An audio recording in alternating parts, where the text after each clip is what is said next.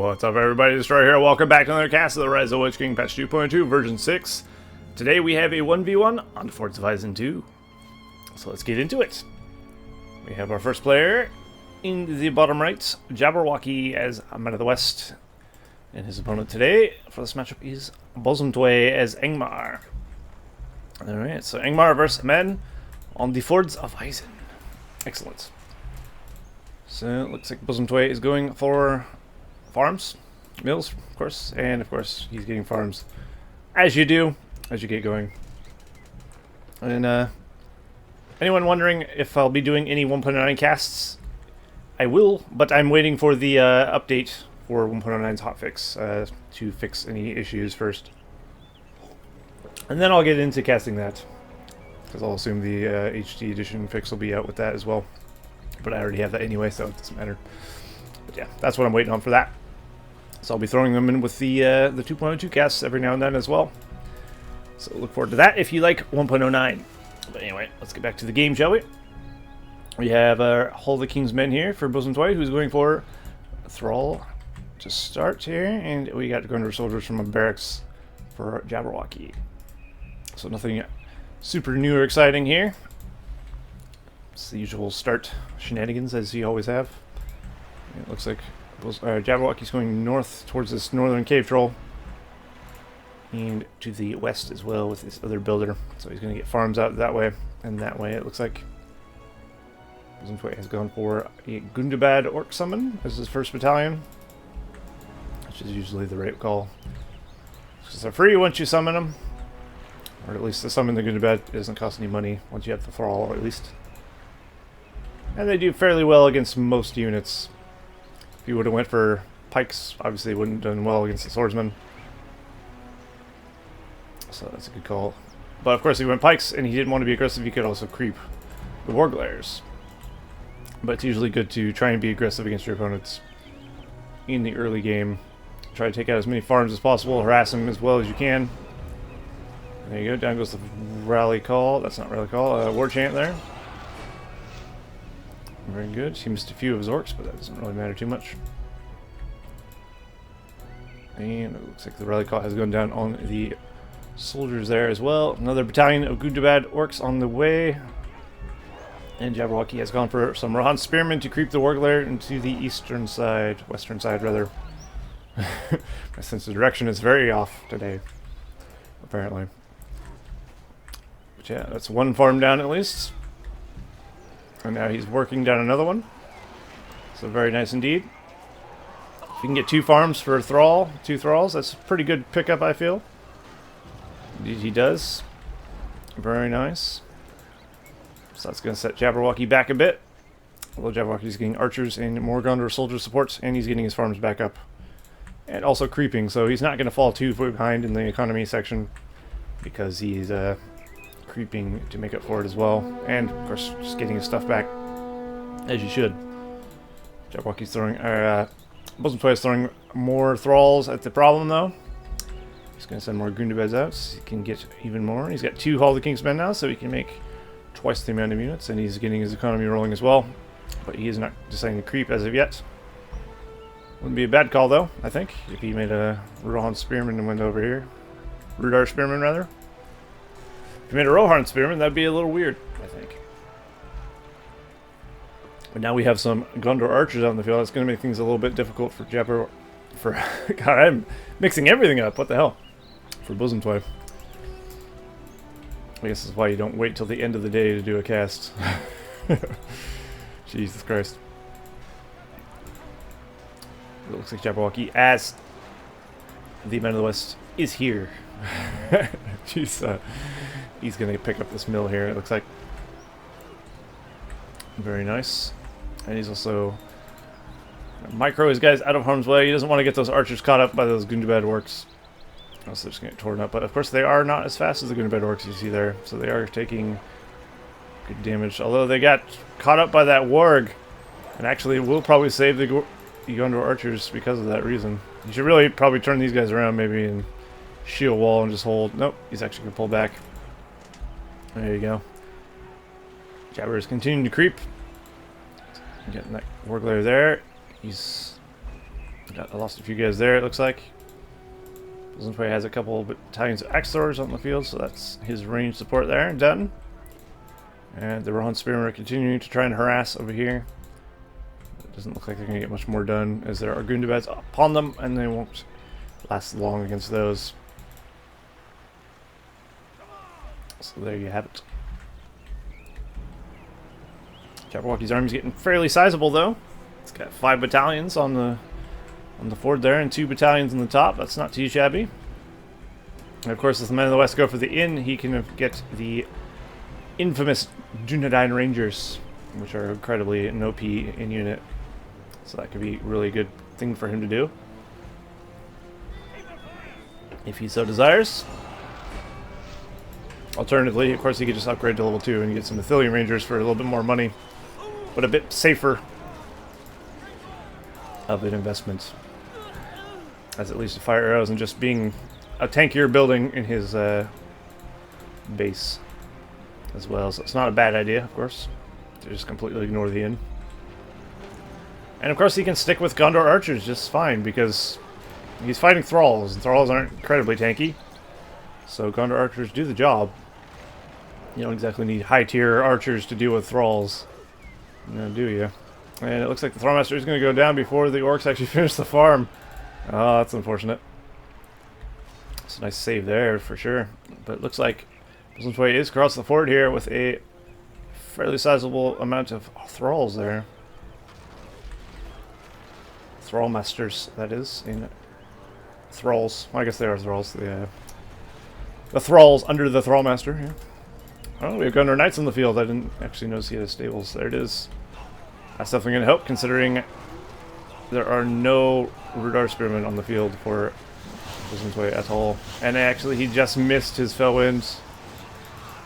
I'm going to go out on a limb and say that Jaberwauke is the host of this game. Because that didn't really hit anything. And it looked like it was meant to hit the cav. So that's an unfortunate miss, but I don't think it would have mattered too much, because he didn't have any pikes in there anyway. So it really wouldn't have helped him in that regard anyway. But oh well. Interesting choice from Bosomtwe. Karsh. Karsh is generally a unit you get against goblins or orcs, or even Angmar, because their thralls are weak as well. And his poison AoE chill soul ability is fairly good. Against tankier units, he's not the best. Although, he'll do alright, don't get me wrong. He does well, and he's actually doing very well against those. But once they get buffed, they get shield walled, and hold ground stance, they won't die very quickly to that chill soul effect. So perhaps that is a risky play. We'll see if that pays off or not, I suppose. But Karsh certainly not an usual first choice for units, especially if he's got like a bunch of these out here. This would benefit very well from Hwaldar, but I guess Hwaldar is on hold for now, because the Axors and the Pikes with the leadership from Hwaldar is very strong, much stronger than anything Karsh should bring to the table against the men of the West, I feel. But we'll find out, I suppose. Also, Karsh is very slow. I don't know if he's any slower than Hwaldar. He just looks like he's slow because he's not actually walking. And there we go, we have Athelian Rangers. Looks like he has indeed upgraded his barracks. And now Bosomtwe is going to have to fend off this. I feel like Jaberwauke is getting control, though. He's also got Theoden on the field with his Gondor Knights. 2 battalions of them. He's got the northern part. He's got the southern part pretty locked down. I feel like Bosomtwe may be letting him have a bit too much. He's also got thralls standing right next to a farm. I mean, what? How would these not even auto-attack at that range? There they go. As you see, Karsh not bringing too much to the table against the men of the West. Like I said, he wouldn't. Especially against a bunch of archers. And that is going to set him back a bit, I think. There's the Hobbit summon. And now I think he might be screwed, to be honest. I mean, at this point, you got Men of the West, elite archers camping your door. What can you do at that point? Your thralls come out and they die immediately.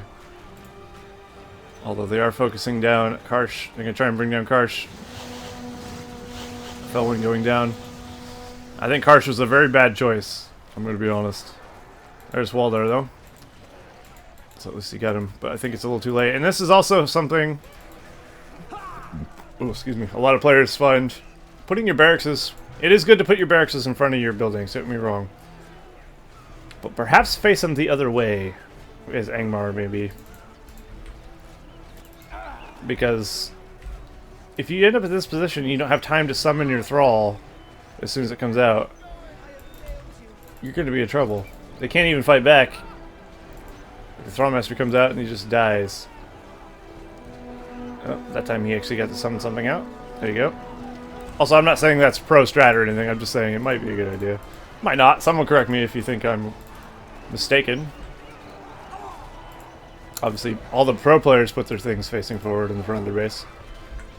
But sometimes it might be better to face it backwards. Or even put it behind your base. Although, I don't know if putting it behind the base is the right idea.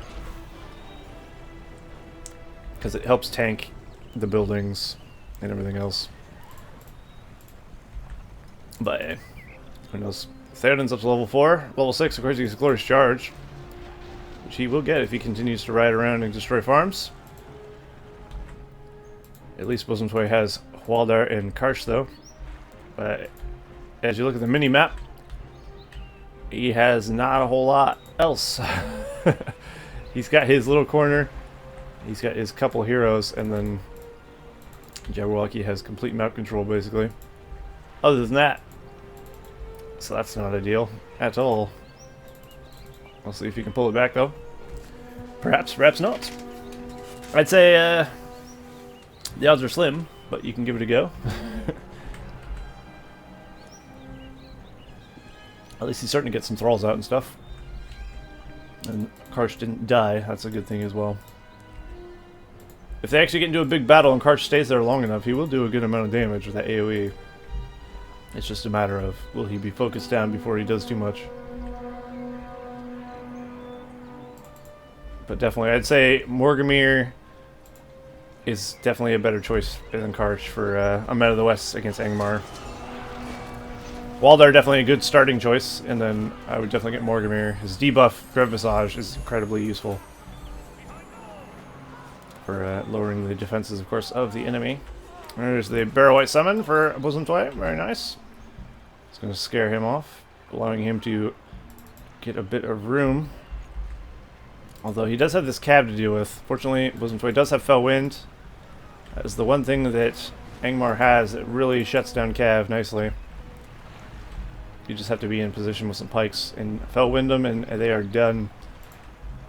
But it's a matter of catching it. Also, he's got to make sure he doesn't miss as well, due to lag or what have you.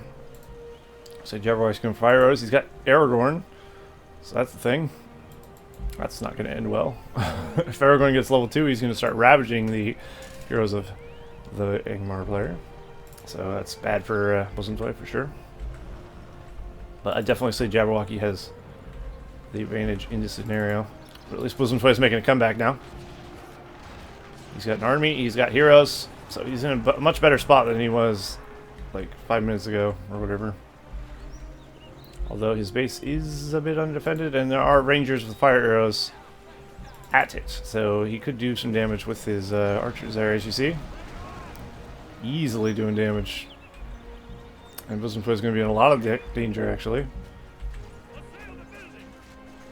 A lot of archers like that with fire arrows, that will take your base down in no time.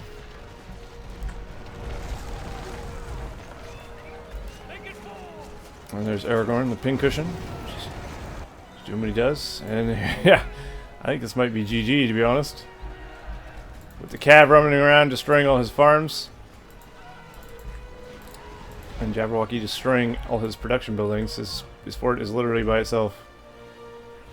Jaberwauke's decided to go back and defend his base against Angmar.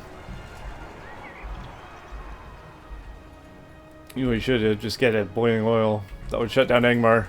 Those thralls would not be able to live through boiling oil. And all be left with Karsh and Waldar. That's literally all the defense he would have needed. He wouldn't have had to pull back at all. I mean, he probably could have killed him before he got back to his base. But it looks like we got a bit of a base rush now. A little base race. Although, of course, not so much because he's pulled back. He's got the armor. Does he have the rebuild? He does indeed. And his army has arrived to hopefully liberate his siege. This we'll find out. There's the Fell Wind. Fell Wind with Karsh is really good as well. Because of course he can stand there while they're just immobile on the ground. And it also clumps them up a bit.